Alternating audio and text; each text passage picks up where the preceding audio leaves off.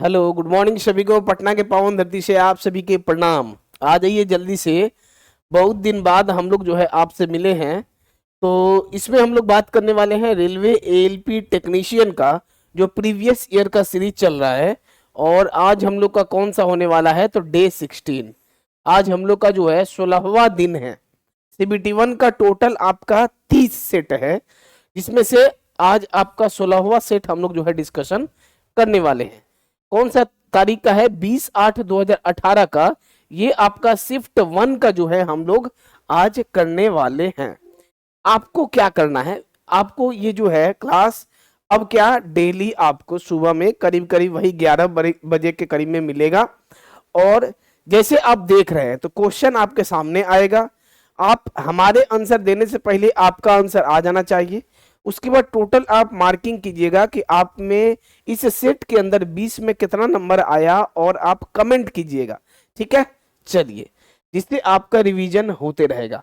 और अधिकतर क्वेश्चन हम लोग इतना 15 सेट इसका कर चुके हैं, अधिकतर क्वेश्चन का एक्सप्लेनेशन लगभग सेम ही है। क्योंकि पिछला वाला जो 2018 में CBT1 का पूछा गया था एएलपी टेक्नीशियन में, हर एक शिफ्ट का लगभग सेम टाइप से ही क्वेश्चन था।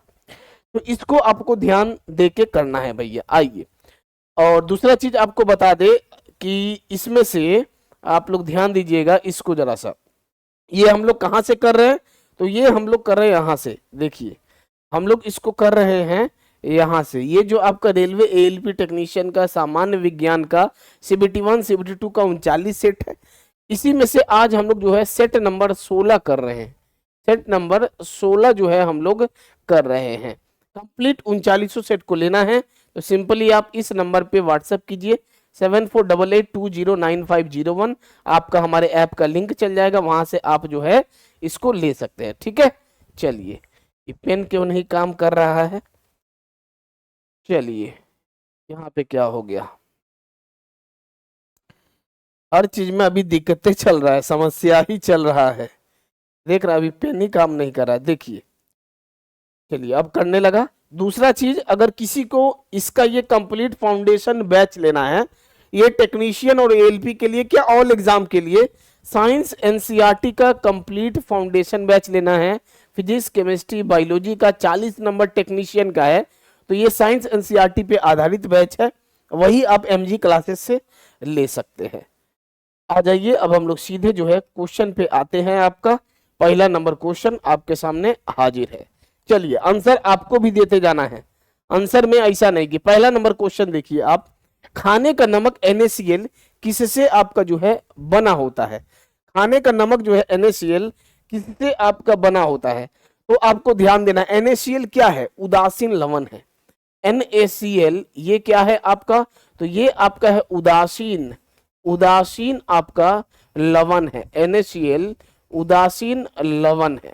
ठीक है, अब आपके सामने है कि किससे बना होता है, तो किससे किससे बनेगा, तो अगर हम लोग HCl को अगर NaOH के साथ मिलाइएगा, NaOH के साथ, तो आपको क्या निकलेगा, यहां से निकल जाएगा NaCl निकल जाएगा, प्लस H2O निकल जाएगा।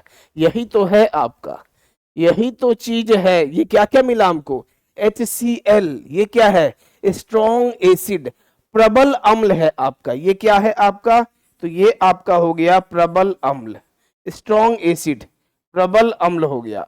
उसके बाद दूसरा नंबर NaOH क्या है, तो प्रबल क्षार है, प्रबल क्षार है। और ये आपका NaCl क्या है, तो यही आपका हो गया लवण हो गया। और ये क्या हो गया, तो ये आपका हो गया जल, ये आपका हो गया जल हो गया। क्लियर, तो अब आपका आंसर क्लियर हो गया। क्या क्या चीज कि खाने के नमक NaCl किससे बना होता है, तो एक ऑप्शन नंबर ए आपका सही उत्तर आ जाएगा। एक मजबूत अम्ल, स्ट्रॉन्ग एसिड, प्रबल अम्ल से, और एक मजबूत क्षार से। मजबूत अम्ल मतलब स्ट्रॉन्ग एसिड, और आपका क्या हो गया, स्ट्रॉन्ग क्षार से। क्लियर, क्लियर, चलिए अगले नंबर क्वेश्चन पे हम लोग आते हैं। तो ये आपका डाउट क्लियर हो गया होगा। अगले नंबर क्वेश्चन पे आइए। निम्नलिखित में से किसका प्रयोग इत्र बनाने के साथ साथ स्वाद के एजेंट बनाने के लिए किया जाता है, इसको समझिए। इसका आंसर सबसे पहले आप दीजिए, उसके बाद जो है कमेंट करना है आपको, उसके बाद आप अंत में मिलाइएगा कि आपका कितना स्कोर हुआ है, कमेंट भी कीजिएगा कि आपका कितना स्कोर हुआ है। धीरे धीरे आपका अच्छा रिवीजन हो जाएगा। निम्नलिखित में से किसका प्रयोग इत्र बनाने के साथ साथ स्वाद के एजेंट बनाने के रूप में किया जाता है? तो किसका किया जाता है? एस्टर का किया जाता है। इसका किया जाता है ऑप्शन नंबर सी आपका जो है सही उत्तर है एस्टर। सुगंध प्रदान करने के लिए भी किसका होता है? एस्टर का। सुगंध प्रदान करने के लिए भी आपका जो है एस्टर का प्रयोग किया जाता है। एस्टर क्या हो गया? CH3 COO CH3, ये क्या है आपका भैया? तो एस्टर है। तो सबसे पहले सबको ही आप लोग को क्या करना है? आंसरवा को कमेंट करना है, ये नहीं कि खाली आंसर दे दिया और काम आपका हो गया। दूसरा नंबर क्या है? मिथानल। मिथानल क्या हो गया? तो methane ethane CH3OH, CH3OH methanol. Ethanol क्या हो गया?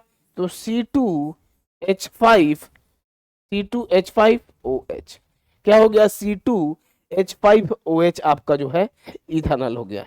इस तरह का आपका किसका किसका आंसर सही आया सबको जो है कमेंट कीजिए दबा के, ठीक है? जल्दी से इसको नोट डाउन कर लीजिए। अगले क्वेश्चन पे हम लोग चलते हैं, ठीक है? अगले क्वेश्चन पे हम लोग चलते हैं। आइए, निम्नलिखित तत्वों में से किसमें कुल 3 कोष और बाहरी कक्षा में 8 इलेक्ट्रॉन होते हैं? जरा सा ध्यान दीजिए, आपको क्या बताना है? 3 कोष और बाहरी कक्षा में 8 इलेक्ट्रॉन होते हैं, यही ना बोला है? तो हम लोग किसका जानेंगे? देखिए, सबसे पहले आपको परमाणु संख्या जानना होगा। तो परमाणु संख्या के लिए हम लोग क्या देखते हैं? सल्फर का कितना होता है? देखिए, sulphur, aluminium, phosphorus, argon, hydrogen, helium, lithium, beryllium, boron, carbon, nitrogen, oxygen, fluorine, neon, sodium, magnesium, aluminium. Aluminium का हो गया 13, अल्मोनियम, सिलिकॉन, अल्मोनियम हो गया आपका 13, सिलिकॉन, फास्फोरस, सल्फर, फास्फोरस हो गया और सल्फर 12 3 15, फास्फोरस हो गया 15, ये हो गया आपका 16, phosphorus, sulphur, chlorine, argon, phosphorus, sulphur, phosphorus हो गया आपका सल्फर, क्लोरीन, आर्गन। कितना हो रहा है जी? 15। कितना आ रहा है आर्गन का? Hydrogen, helium, lithium, beryllium, boron, carbon, nitrogen, oxygen, fluorine, neon, sodium, magnesium, aluminium, silicon, phosphorus, sulphur, chlorine, argon. Argon 15 3 18, 15 3 18, 15 3 18, 18, ठीक है? देखिए जरा सा, अब हम लोग देखते हैं कि निम्नलिखित किसमें कुल 3 कोष है? कुल 3 कोष किसमें है और 8 इलेक्ट्रॉन बाहरी कक्षा में? तो इसको तोड़िए। सबसे पहले इलेक्ट्रॉनिक विन्यास 2 8 6, इसको करेंगे अल्युमिनियम का 2 8 3, फास्फोरस का 2 8 5, इसका आर्गन का आपका कितना हो गया? 2 8 और 8 2 10, 8 18। हमको अब आइए क्वेश्चन में बोला क्या है? क्वेश्चन में बोला है कि कुल आपको पहला चीज तो देखना है कि 3 कोष किसका है? तो 3 कोष तो सबका है, लेकिन 8 इलेक्ट्रॉन बाहरी कोष में किसका है भैया? तो यहाँ 8 है, नहीं है, तो ये तो नहीं होगा। यहाँ भी नहीं है, 3 है, यहाँ भी नहीं होगा, नहीं होगा, ये वाला होगा आपका। देखिए, बाहरी कोष में 8 इलेक्ट्रॉन है, मतलब आपका कौन सा सही उत्तर आ जाएगा? Option number D. आर्गन आपका जो आएगा, आर्गन में टोटल कितना कोष है? 3 कोष है, और बाहरी कक्षा में कितना इलेक्ट्रॉन है? 8 इलेक्ट्रॉन है। ऑप्शन नंबर डी जो है आपका सही उत्तर आएगा। दिमाग में इसको जल्दी से छाप लीजिए, ऑप्शन नंबर डी जो है आपका इसका सही उत्तर आएगा। चलिए, क्लियर? अगले क्वेश्चन पे आइए, अगले क्वेश्चन पे हम लोग चलते हैं। डैश में प्रचुर मात्रा में सफेद फाइबर पाया जाता है। सफेद फाइबर प्रचुर मात्रा में कहां पे पाया जाता है? बहुत ही आसान क्वेश्चन है। प्रचुर मात्रा में सफेद फाइबर कहां पे पाया जाता है? तो सिराओं में, टेंडन में आपका जो है पाया जाता है प्रचुर फाइबर। ऑप्शन नंबर बी आपका सही उत्तर है। सिराओं में किसको किसको जोड़ता है? तो मसल को किसके साथ? हड्डी के साथ, बोन के साथ। मसल को हड्डी के साथ, MUSCLE, मसल को हड्डी के साथ जोड़ता है भैया, ठीक है? सिराओं में। वैसे ही देखा जाए तो लिगामेंट में किसको किसको जोड़ता है? तो हड्डी को हड्डी के साथ, बोन को बोन के साथ आपका जो है लिगामेंट में जोड़ा जाता है। बोन को बोन के साथ लिगामेंट में आपका जो है जोड़ा जाता है। ये कार्टिलेज क्या हो गया, सॉफ्ट बोन। कार्टिलेज आपका क्या हो गया, सॉफ्ट बोन हो गया, सॉफ्ट बोन हो गया। ये कान का, नाक का, ये जो नाक हो गया, कान हो गया, ये सब जो बोन है ये सब कार्टिलेज के अंतर्गत में आ जाएगा आपका। ठीक है, चलिए अगले क्वेश्चन पे चले हम लोग, नेक्स्ट क्वेश्चन पे चलिए, नेक्स्ट क्वेश्चन पे चलिए, आइए जल्दी से। अच्छा, एक आपके मन में आएगा, लगभग तो हम लोग सब कुछ बता ही दिए हैं। चलिए अगला वाले क्वेश्चन को हम लोग देखते हैं। किसी गोलाकार दर्पण की परावर्तक सतह के व्यास को क्या कहा जाता है? किसी गोलाकार दर्पण के परावर्तक सतह के व्यास को, इसको क्या कहा जाता है? तो ये आपका हो गया कौन सा, तो गोलाकार दर्पण हो गया, गोलाकार दर्पण हो गया। और इसका पूरा यहां से यहां तक के व्यास को क्या कहा जाता है? परावर्तक सतह के व्यास को क्या कहा जाता है? तो यहां से यहां तक के लंबाई को क्या कहा जाता है? तो छेद कहा जाता है। अपर्चर इसी को कहा जाता है। क्या कहा जाता है? छेद कहा जाता है, अपर्चर कहा जाता है। ऑप्शन नंबर ए आपका जो है सही उत्तर है, छेद अपर्चर जो है कहा जाता है। जरा सा समझिएगा आप लोग, यहां से हम लोग ले लिए भैया एगो दर्पण ले लिए, ठीक है, ई आपका क्या गया, तो इसको आपका क्या कहा जाता है? Principal axis. यही आपका क्या है, तो इसको कहा, ये जो लाइन गया आपका, ये आपका क्या हो गया? तो प्रिंसिपल एक्सिस। प्रिंसिपल एक्सिस आपका यही है, इसी को कहा जाता है मुख्य, मुख्य ये वाला जो है आप देख लीजिए, मुख्य धुरी जो है इसी को कहा जाता है। ये क्या है आपका, ये क्या है? तो ई हो गया आपका पोल, ये आपका क्या हो गया? पोल हो गया, ध्रुव हो गया आपका बीच में, जो दर्पण का जो बीच में है इसको, और यहां से आपका रे गया, ठीक है, और यहां से आपका रे गया, और यहां पे आके जो मिला इसको क्या कहा जाता है? फोकस कहा जाता है, कैपिटल एफ, इसको आपका जो है फोकस कहा जाता है। ये आपका फोकस हो गया, ठीक है। चलिए अगला क्वेश्चन में आइए, अगले क्वेश्चन आपके सामने ये रहा। किसी संकुचित स्प्रिंग में सामान्य लंबाई के स्प्रिंग से अधिक ऊर्जा होती है, क्योंकि स्प्रिंग संकुचित होने के कारण इसमें निम्नलिखित में से क्या होता है? देखिए बहुत अच्छा क्वेश्चन है ये वाला। क्या बोला है? किसी संकुचित स्प्रिंग में सामान्य लंबाई के स्प्रिंग से अधिक ऊर्जा होती है। एगो स्प्रिंग है, एगो स्प्रिंग है, उसमें अधिक ऊर्जा कब होगा? जब वो क्या हो, तो वो संकुचित हो, स्प्रिंगवा को दबा के रख ले हो। वही अगर स्प्रिंग को खींच के रखे हो और लंबा अधिक हो, उसमें आपका ऊर्जा कम होता है। वही बोला किसके कारण, तो उसमें जो संचित ऊर्जा होता है किसके कारण होता है? स्थितिज ऊर्जा के कारण होता है। ऑप्शन नंबर बी आपका सही उत्तर आएगा। स्प्रिंग अगर आपका क्या हो, संकुचित हो, दबाया हुआ हो, तो ऑलरेडी स्वाभाविक है उसके अंदर स्थितिज ऊर्जा उत्पन्न रहेगा, और उसी के कारण क्या होता है? आपका अधिक ऊर्जा उसके अंदर रहता है। एक फॉर्मूला होता है एग्जाम में आपका देखा जाता है, स्थितिज ऊर्जा बराबर क्या होता है? mgh आपका होता है। ये फॉर्मूला आपको याद रखना है। और गतिज ऊर्जा बहुत ही आसान फॉर्मूला है, लेकिन बार बार न्यूमेरिकल यहीं से पूछा जाता है। गतिज ऊर्जा बराबर हाफ mv² होता है। नेक्स्ट आइए, एक फूल के प्रजनन का भाग कौन सा है? बताइए जल्दी से। एक फूल के प्रजनन का भाग जो है कौन सा है? सबका आंसर आना चाहिए। एक फूल के प्रजनन का भाग जो है कौन सा है? तो सबका आंसर यहाँ पे आना चाहिए। क्या आएगा बताइए? बहुत ही आसान है। एक कौन कौन सा है? तो एक हो गया आपके सामने फूल के प्रजनन का भाग, एक हो गया स्टेमेन, स्टेमेन जिसको क्या कहा जाता है? पुंकेसर कहा जाता है, स्टेमेन। और दूसरा आपका क्या हो जाएगा? तो कार्पेल हो जाएगा, और कार्पेल हो जाएगा। तो आपका आंसर क्या देगा? ऑप्शन नंबर ए आपका जो है सही उत्तर है। फूल के प्रजनन का भाग, ये आपका पुंकेसर, स्टेमेन आपका क्या है? तो ये आपका मेल सेक्स हार्मोन है, मेल सेक्स हार्मोन है। और आपका ये कार्पेल क्या है? तो कार्पेल आपका फीमेल सेक्स हार्मोन है, फीमेल सेक्स हार्मोन है, ठीक है। तो कार्पेल के अंदर ये आपको दिखाई दे रहा है स्टिग्मा स्टाइल ओवरी, ये वाला भाग, ये वाला आपका जो है इसके अंतर्गत है। लेकिन पुंकेसर के अंदर एंथर और आपका फिलामेंट होता है। पुंकेसर मेल सेक्स हार्मोन होता है, और आपका जो है कार्पेल्स फीमेल सेक्स हार्मोन होता है। तो एक फूल में प्रजनन का भाग कौन कौन सा हो गया? तो हो गया पुंकेसर और आपका कार्पेल्स। क्लियर? चलिए मान ले एक क्या दिया है, क्वेश्चन को देखते हैं हम लोग। क्वेश्चन बड़ा ही आसान और न्यूमेरिकल है। मान ले एक काल्पनिक है, यदि जिसका द्रव्यमान और त्रिज्या दोनों पृथ्वी के आधे के बराबर हो, अच्छा, क्या क्या बोला है? द्रव्यमान और त्रिज्या। द्रव्यमान भी हम ले लेते हैं, पृथ्वी का द्रव्यमान और त्रिज्या दोनों का हो तो आधे के बराबर हो। द्रव्यमान और त्रिज्या, तो पहले हम ले लेते हैं यहाँ पे एम डैश बराबर क्या हो जाएगा, देखिए द्रव्यमान और त्रिज्या के लिए तो एम डैश बराबर आधा हो गया, एम बाई टू हो गया, और आर डैश बराबर क्या हो जाएगा, आर बाई टू हो जाएगा, आधा हो गया। तो पृथ्वी की सतह पर गुरुत्वाकर्षण के कारण त्वरण है, तो उस ग्रह का गुरुत्वाकर्षण के कारण त्वरण कितना होगा? फॉर्मूला होता है एक, स्मॉल जी बराबर क्या होता है, फॉर्मूला होता है स्मॉल जी बराबर जी एम बटे में आर स्क्वायर।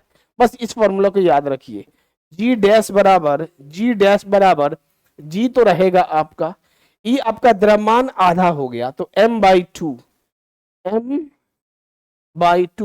और बटे में आर आपका स्क्वायर हो गया, मतलब आर बाई टू का स्क्वायर, आर बटे में टू का स्क्वायर। तो हमको यहां से क्या मिला, तो जी डैश बराबर सिंपली देखिए, एक तो आ गया हमारे पास G M by R square, और हाई चल गया ऊपर टू का स्क्वायर मतलब 4 और बटे में 2, ये कट गया, तो आपके सामने कितना आ गया, देखिए हमारे सामने क्या आ गया, हमारे सामने यही ना आया कि जी डैश बराबर 2 जी एम बटे में आर स्क्वायर। यहां से क्या प्रूव होता है कि जी डैश बराबर क्या हो जाएगा, G M by R square क्या है, तो जी है तो जी, और ये सामने आ जाएगा 2g, सामने आ जाएगा 2g, आपका आसानी से आंसर आ गया। जी डैश बराबर क्या हो जाएगा, 2g हो जाएगा, 2 है सामने में, और G M by R square की जगह जी बैठा दीजिएगा। आपका आंसर क्या आ जाएगा, ऑप्शन नंबर डी आपका जो है सही उत्तर आएगा। ऑप्शन नंबर डी आपका जो है बिल्कुल भी सही उत्तर आएगा। क्या आ गया, तो जी डैश बराबर क्या हो जाएगा, 2g हो जाएगा, 2g हो जाएगा। आपको ये वाला बस फॉर्मूला याद रखना है, इतना फॉर्मूला आपको याद रखिएगा, ये बहुत ही अच्छा क्वेश्चन है। स्मॉल जी बराबर G M by R square. Clear? चलिए, कैपिटल एम क्या है, पृथ्वी का द्रव्यमान, कैपिटल आर क्या है, बड़का वाला आर, तो पृथ्वी का त्रिज्या है। अगले क्वेश्चन पे चले, इसको जल्दी से आप लोग छाप लीजिए दिमाग में, अगले क्वेश्चन पे हम लोग चलते हैं। चलिए अगले क्वेश्चन में, परमाणु संख्या वाला तत्व जो क्षारीय ऑक्साइड उत्पन्न करे, क्षारीय ऑक्साइड क्षारीय प्रकृति का कौन सा होता है, तो आप लोग जल्दी से, इस पे भी हम लोग डिस्कशन कर लिए हैं, क्षारीय प्रकृति का कौन सा होगा, तो धातु का ऑक्साइड। कौन सा होगा, तो धातु का ऑक्साइड, धातु का ऑक्साइड ये कौन सा होगा, तो क्षारीय प्रकृति का होगा। और ध्यान दीजिए, अम्लीय प्रकृति का कौन सा होगा, तो अम्लीय प्रकृति का कौन सा हो जाएगा, अधातु का ऑक्साइड, अधातु का ऑक्साइड, अधातु का ऑक्साइड। क्षारीय प्रकृति कौन सा होगा, तो क्षारीय प्रकृति होगा धातु का ऑक्साइड। अम्लीय प्रकृति कौन सा होगा, अधातु का oxide.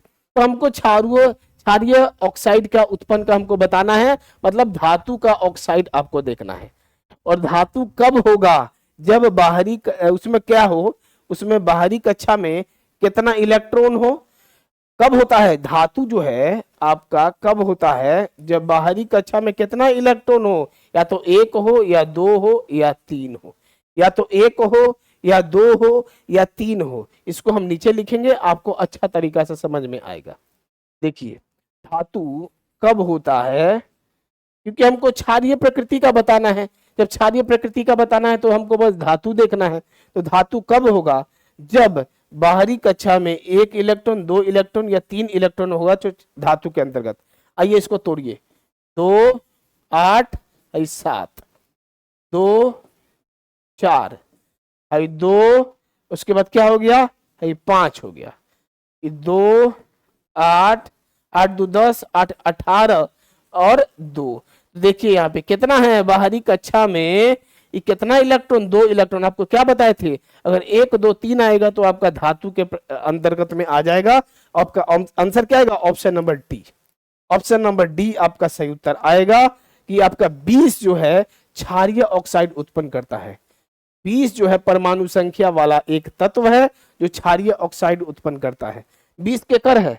Hydrogen, helium, lithium, beryllium, boron, carbon, nitrogen, oxygen, fluorine, neon, sodium, magnesium, aluminium, silicon, phosphorus, sulphur, chlorine, argon, potassium, calcium. Calcium का आपका कितना होता है? 20 होता है। इससे आपका हो गया कौन सा? क्षारीय ऑक्साइड कौन सा होगा? CaO, कैल्शियम ऑक्साइड, CaO होगा आपका कैल्शियम ऑक्साइड। क्लियर? चलिए अगले नंबर पे, मनुष्य में अनैच्छिक क्रियाओं जैसे कि रक्त दबाव, रक्त दबाव, देखिए बहुत ही अच्छा क्वेश्चन है। मनुष्य में अनैच्छिक क्रियाएं जैसे कि रक्त दबाव, लार, उल्टी को इस द्वारा नियंत्रित किया जाता है। किसके द्वारा किया जाता है? अनैच्छिक क्रिया क्या हो गया? जो हमारे बस के बात नहीं है वो आपका होबे करेगा। कितनों कंट्रोल कर लेगा? कोनो छींक के कंट्रोल कर सकता है? जो हांची आता है कोई छींक को कंट्रोल कर सकता है? भैया नहीं कर सकता है। तो ये किसके द्वारा नियंत्रण किया जाता है? तो ये आपका नियंत्रण किया जाता है किसके द्वारा? तो मेडुला के द्वारा। किसके द्वारा? तो मेडुला के द्वारा। मेडुला के द्वारा जो है इसको नियंत्रित किया जाता है। ऑप्शन नंबर ए आपका जो है सही उत्तर आएगा। मेडुला के द्वारा आपका जो है इसका आंसर आएगा। स्पाइनल कॉर्ड नहीं होगा, आपका जो है पोन्स भी नहीं होगा, हाइपोथैलेमस भी आपको नहीं होगा। प्यार मोहब्बत वाला हाइपोथैलेमस के अंतर्गत आ जाएगा, ठीक है। लेकिन जो अनैच्छिक क्रिया है वो आपका जो है नियंत्रित किया जाता है मेडुला के द्वारा। नेक्स्ट आइए, नाइट्रोजन के निम्न ऑक्साइड में से क्या दिया है? नाइट्रोजन के निम्न ऑक्साइड से किसको लाफिंग गैस के रूप में जाना जाता है? तो लाफिंग गैस के रूप में किसको जाना जाएगा? नाइट्रस ऑक्साइड, N2O को जाना जाता है लाफिंग गैस के रूप में, nitrous oxide. Option number D आपका जो है सही उत्तर है। N2O इसको क्या कहा जाता है? तो nitrous, nitrous, nitrous oxide, nitrous oxide जो है ऑक्साइड N2O को आपका। NO क्या हो गया? तो NO आपका nitrogen monoxide, nitrogen monoxide, nitrogen NITRO, nitrogen monoxide.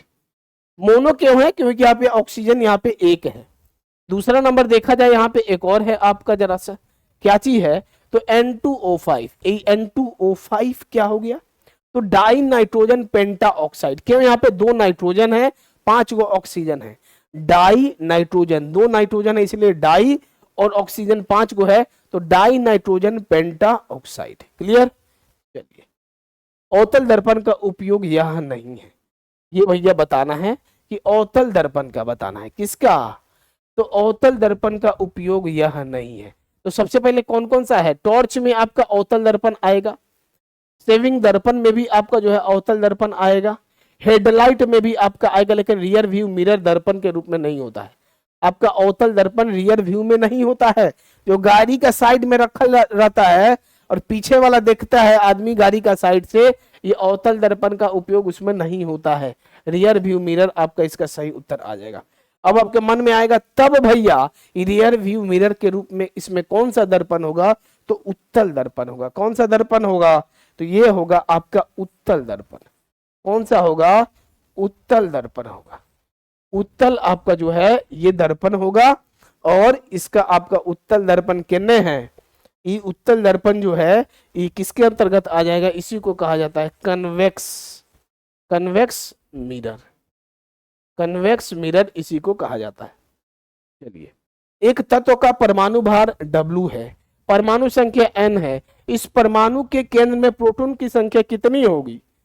Proton की संख्या कितना आएगा? प्रोटॉन की संख्या कितना होता है? तो ये जो प्रोटॉन की संख्या होता है, ये प्रोटॉन की संख्या होता है, कितना हो जाएगा? तो ये आपका परमाणु संख्या के बराबर होता है, परमाणु संख्या के बराबर आपका होता है। प्रोटॉन की संख्या परमाणु संख्या के बराबर होगा। ऑप्शन नंबर ए आपका सही उत्तर आएगा।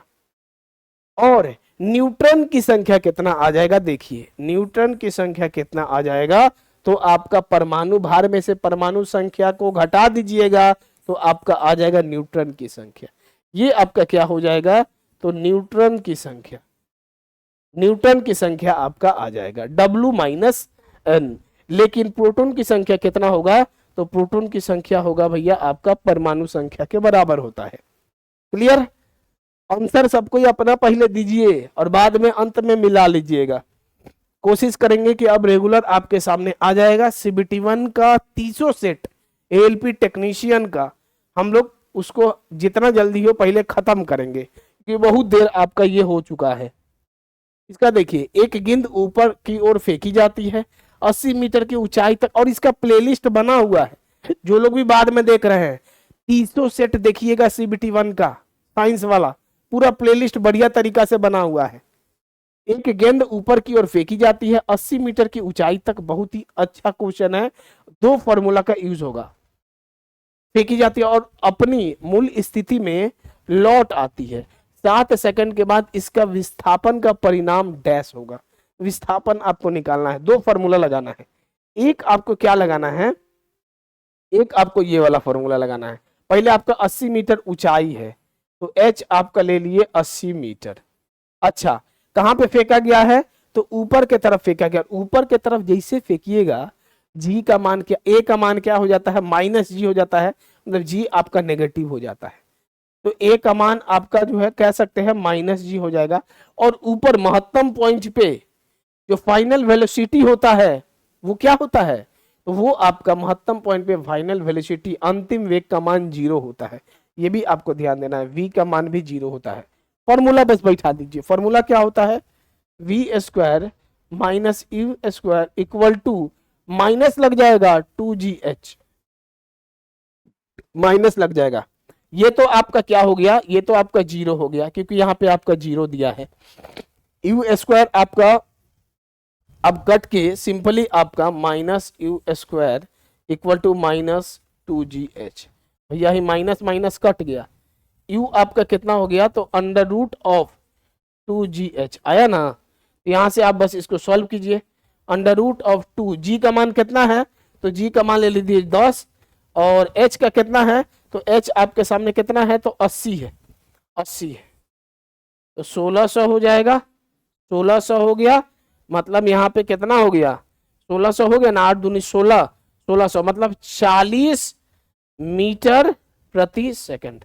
ये आपका क्या आया, U आया। U का मान आया हमारे पास 40 मीटर प्रति सेकंड। ये क्या आया, तो U का मान आया, U का मान आया। लेकिन हमको 7 सेकंड के बाद, 7 सेकंड के बाद इसका विस्थापन परिणाम डैश होगा। विस्थापन निकालिए 7 सेकंड के बाद। एक और फॉर्मूला आप लोग जानते हैं, S इक्वल टू क्या होता है, UT प्लस हाफ AT² होता है, लेकिन यहाँ पे G का लेना है, मतलब S equal to UT plus माने माइनस हाफ GT²। ठीक है, U आपका आया 40, U आपका आया 40, T कितना है, तो 7 सेकंड है, तो 40 × 7 माइनस हाफ, G कितना है 10, भाई कितना हो गया 7 का स्क्वायर मतलब 49। इसको सॉल्व कर दीजिए, सॉल्व कीजिए, आपका आंसर आ जाएगा। सॉल्व करते हैं। 7 4 जा 28, 280 माइनस 2 से 5 बार में 9 5 जा 45, ठीक है, 5 9 जा 45, 4 5 चौके 20, 4 24, 245। 280 में से 245 जाएगा, कितना बचेगा, तो 35 मीटर। 35 मीटर। आशा करता है सबको दिखाई दिया होगा। कितना आ गया आपका आंसर यहाँ पे, तो आ गया आपका 35 मीटर। कितना आ गया आपका आंसर, 35 मीटर आपका सही उत्तर आएगा, option number D, option number B, 35 metre. तो इसके लिए आपको 2 फॉर्मूला याद रखना है। एक फॉर्मूला आपको याद रखना है ये वाला, कि ये वाला V² - U² equal to 2GH होता है। ये माइनस क्यों लगा, क्योंकि ऊपर के तरफ फेंके हैं, यही से माइनस लगा। और दूसरा आपको क्या याद रखना है, तो दूसरा आपको याद रखना है ये वाला, S equal to UT minus half GT²। इसको आपको दूसरा आपको ये वाला याद रखना है। ठीक है, कोई डाउट नहीं है भैया। चलिए अगले क्वेश्चन पे चले हम लोग। अगले क्वेश्चन पे चलिए। अगला क्वेश्चन, किसी विद्युत चालक के किसी भी क्रॉस सेक्शन से 2 कूलम का आवेश 1 सेकंड में प्रभावित किया जाता है। ये भी देखिए बहुत ही आसान क्वेश्चन है। हम लोग फॉर्मूला क्या जानते हैं, Q इक्वल टू क्या होता है, I बराबर T होता है। तो इसमें उत्पन्न करंट कितना होगा, I बराबर कितना हो जाएगा, Q बटे में T। Q का मान कितना दिया है, तो 2 कूलम्ब, 2, और आपका करंट का मान समय कितना दिया है, 1 सेकंड, तो 2/1 कितना हो गया आपका, I हो गया 2 एम्पियर, I हो गया 2 एम्पियर। आपका आंसर आ गया 2 एम्पियर। कहाँ है, option number C, option number C 2 ampere आपका जो है सही उत्तर आएगा। ये न्यूमेरिकल रहेगा एग्जाम में, 2 एम्पियर जो है आपका सही उत्तर आएगा। क्लियर। चलिए अगले क्वेश्चन पे, मानव शरीर का पीएच स्तर, इसको जरा सा देखिए। मानव शरीर का पीएच स्तर होता है कितना, होता है बताइए जल्दी से। मानव शरीर का पीएच स्तर, मानव शरीर का पीएच स्तर होता है कितना, होता है मानव शरीर का, एक चीज आप ध्यान दीजिए कितना होता है, तो 7 से लेके 7.8। मानव शरीर का पीएच स्तर हो गया 7.0 से लेके 7.8। रक्त का कितना होता है पीएच मान, तो 7.4, लगभग एक बीच में आपका रक्त का भी होगा, मानव शरीर का भी जो है इसी का आ जाएगा आपका। अच्छा, मानव शरीर का पीएच का मान अगर बढ़ेगा तो कौन सा प्रकृति होगा, और मानव शरीर का पीएच का मान अगर घटेगा तो कौन सा होगा, जल्दी से बताइए। मानव शरीर का पीएच का मान अगर आपका जो है बढ़ेगा तो क्या होगा, और बढ़ेगा तो भैया क्या हो जाएगा मानव शरीर का, ये आपका देखिए, मानव शरीर का पीएच का मान अगर बढ़ता है तो क्षारीय प्रकृति होगा, और अगर घटता है, इसको हम यहाँ रब करते हैं, मिटा देते हैं। देखिए, मानव शरीर का पीएच का मान अगर बढ़ता है तो क्षारीय प्रकृति का हो जाएगा, ठीक है, और अगर घटता है तो अम्लीय प्रकृति का हो जाएगा, अम्लीय, अम्लीय, अम्लीय प्रकृति का हो जाएगा। दोनों स्थिति में मानव शरीर को क्या होगा, हानि पहुंचाएगा बहुत ज्यादा, बहुत ज्यादा। दोनों शरीर का अगर पीएच का मान बढ़ेगा या घटेगा, दोनों के स्थिति में मानव शरीर को क्या हानि पहुंचाएगा आपका, ठीक है। चलिए, तो आंसर आ गया आपका ये वाला, ऑप्शन नंबर ए ना है, ऑप्शन नंबर ए आपका जो है सही उत्तर है। नेक्स्ट देखिए, विद्युत प्रवाह की अंतरराष्ट्रीय मानक इकाई क्या है, इसका बताइए जल्दी से। विद्युत प्रवाह की अंतरराष्ट्रीय मानक इकाई क्या है, विद्युत प्रवाह, करंट का आपको बताना है, करंट का क्या है, तो बिल्कुल सिंपल एम्पियर है। ये क्या है, माइक्रो एम्पियर, माइक्रो एम्पियर मतलब 10⁻⁻6 एम्पियर हो गया, ये नहीं मार दीजिएगा, अंतरराष्ट्रीय बताना है। ये मिली एम्पियर क्या हो गया, 10⁻³ एम्पियर हो गया। और भाई किसका, वोल्ट किसका है, वोल्ट आपका विभवांतर का है, विभवांतर, विभवांतर, विभवांतर का है आपका, वोल्टेज का है। विद्युत प्रवाह का अंतरराष्ट्रीय इकाई क्या है, तो एम्पियर है, ऑप्शन नंबर बी आपका जो है सही उत्तर है। न्यूलैंड के आवर्त वर्गीकरण में 10वां तत्व निम्नलिखित में से किसके जैसा होगा, तो आप देखिए यहाँ पे न्यूलैंड में क्या था, न्यूलैंड कौन सा नियम दिए थे भैया, तो न्यूलैंड जो दिए थे ये आपका कौन से नियम, अष्टक के सिद्धांत पे, अष्टक, अष्टक का नियम किसके द्वारा दिया गया, तो न्यूलैंड के द्वारा। टोटल कितना तत्व थे न्यूलैंड के समय, तो 56 तत्व थे, 56 एलिमेंट, 56 एलिमेंट, 56 तत्व थे। इसमें क्या किया गया, 10वां तत्व किसके बराबर बताया गया है, तो पहला तत्व का गुण जो मिलेगा वो 8वें तत्व के हिसाब से मिलेगा, तब है ना आपका जो है अष्टक का नियम दिए। देखिए यहाँ पे 1 2 3 4 5 6 7, पहला का किसके साथ मिलेगा, 8वां के साथ। पहला का देखिए, पहला का 8वां के साथ मिला ना, यहाँ पे देखिए पहला का गुण 8वां के साथ मिला। अब आइए भैया 8 9 10, क्या बोला है, 10वां तत्व निम्नलिखित में से किसके जैसा दिखता है, तो 10वां तत्व किसके जैसा आपका दिख चुका है, तो 10वां तत्व दिख चुका है तीसरे तत्व के जैसा, केकरा जैसन, 10वां दिख चुका है तीसरे के जैसा, ऑप्शन नंबर ए आपका सही उत्तर आएगा।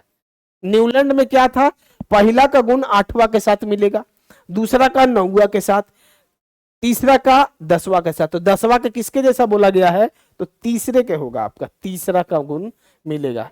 हर एक का आपका जो है पहला का 8वां के साथ, ये आपका अष्टक नियम इसी के आधार पे था, ठीक है। 8 का इसमें आपका अंतर आता है।